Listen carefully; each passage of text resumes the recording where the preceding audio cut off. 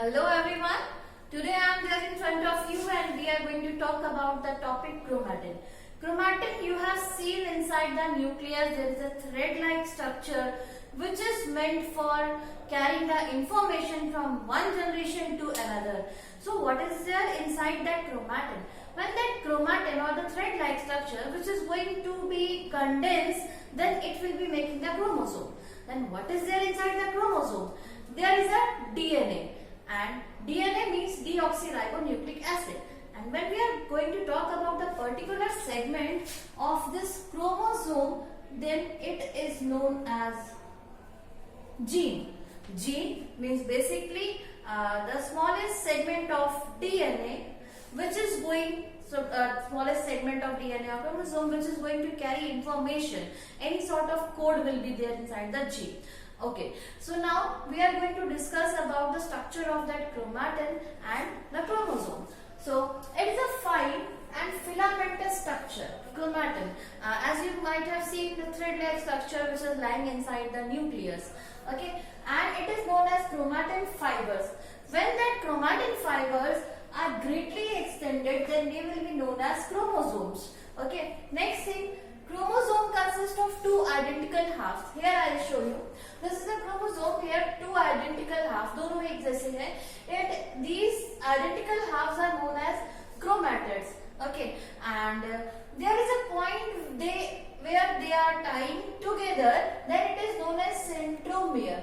Because of this constriction is known as primary constriction. So it may be more than one, means there may be secondary constriction also. Okay, so secondary constriction, if it is there, then the part which is there after that secondary constriction will be termed as satellites, and they will be termed as satellite chromosomes. And other thing, if the secondary construction is there, then they are making this nuclear organizer also, nucleolar organizer. Okay, so here inside this chromatid you can see there is a DNA double helix structure, and because of the location of the centromere we are having types of chromosome, but here I tell you this one is the short arm and this one is the long arm of the chromosome. And now we will be moving for the types of chromosomes.